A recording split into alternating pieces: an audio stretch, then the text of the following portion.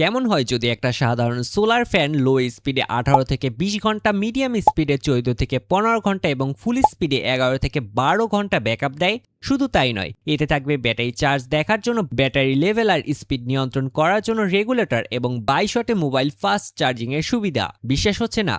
আজ একজন প্রবাসী ভাইয়ের জন্য আমি ঠিক এমন একটি কাস্টম ফ্যান তৈরি করব।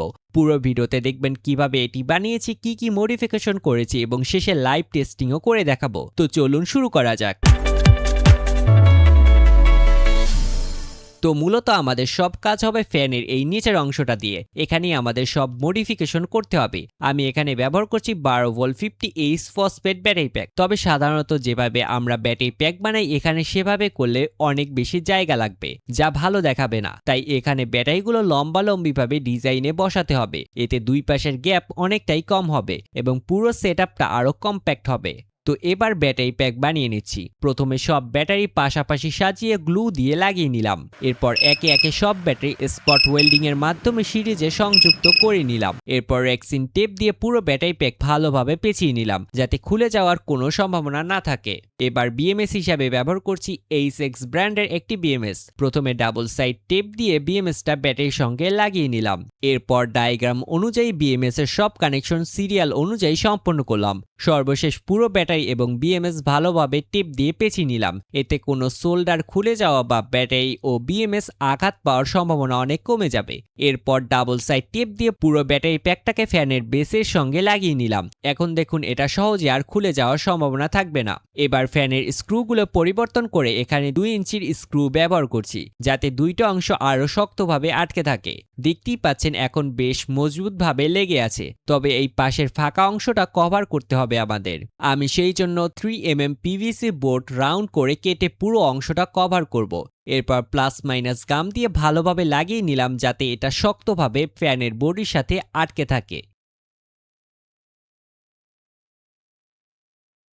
এবার চার্জিং এর জন্য একটা ডিসি ফিমেল সকেট পিছনের দিকে লাগিয়ে নিলাম। এরপর ফ্যানের এই অংশে ভাইয়ের চাহিদা অনুযায়ী কয়েকটা কম্পোনেন্ট লাগাতে হবে। একটা ব্যাটারি লেভেলার, একটি স্পিড কন্ট্রোলার এবং দুইটা QC 3.0 single USB charging module.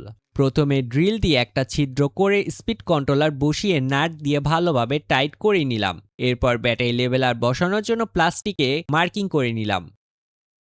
এখন এখানে একটা গুরুত্বপূর্ণ বিষয় আছে। এই ব্যাটারি লেভেলারটি মূলত লিথিয়াম আয়ন ব্যাটারির জন্য ডিজাইন করা, তাই এটি সরাসরি ফসফেট ব্যাটারির সঙ্গে সংযুক্ত করলে সঠিকভাবে কাজ করবে না। আমি কিছু পরীক্ষা করে দেখলাম। 3S টার্মিনাল শর্ট করে এবং মডিউলের সঙ্গে সিরিজে 3টা 6 এম্পিয়ার ডায়োড সংযুক্ত করলে এটি ঠিকভাবে কাজ করে।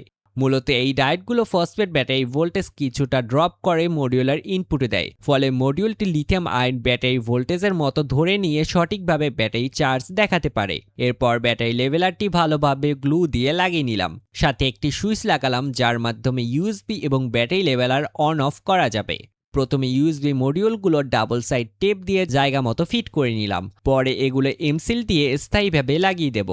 এরপর একে একে USB, battery leveller, diode, regulator সব কানেকশন সম্পন্ন করে নিলাম।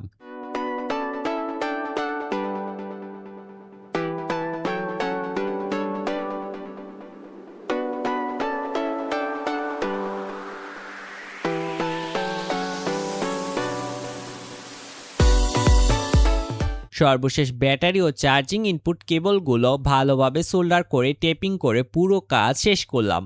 চলুন এবার টেস্টিং করি। এবার ফ্যানটি অন করছি। সত্যি বলতে এর বাতাস অনেকটাই কারেন্টের স্ট্যান্ড ফ্যানের মতো।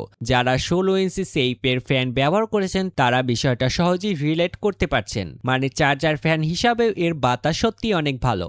এখানে হাই এবং লো স্পিড ঠিকভাবে কাজ করছে। এছাড়াও রেগুলেটরের মাধ্যমে আপনি আপনার প্রয়োজন অনুযায়ী বাতাস কম বা বেশি করতে পারবেন, তাই বাতাস নিয়ে অভিযোগ করার কোনো সুযোগ নেই। এরপর এই সুইচের মাধ্যমে ব্যাটারি লেভেলার এবং ইউএসবি অন করছি। প্রথমে চার্জিং পোর্টটি মোবাইলের সাথে সংযুক্ত করি। এরপর ইউএসবি কানেক্ট করতেই দেখছেন মোবাইল ফোনটি চার্জিং শুরু হয়েছে।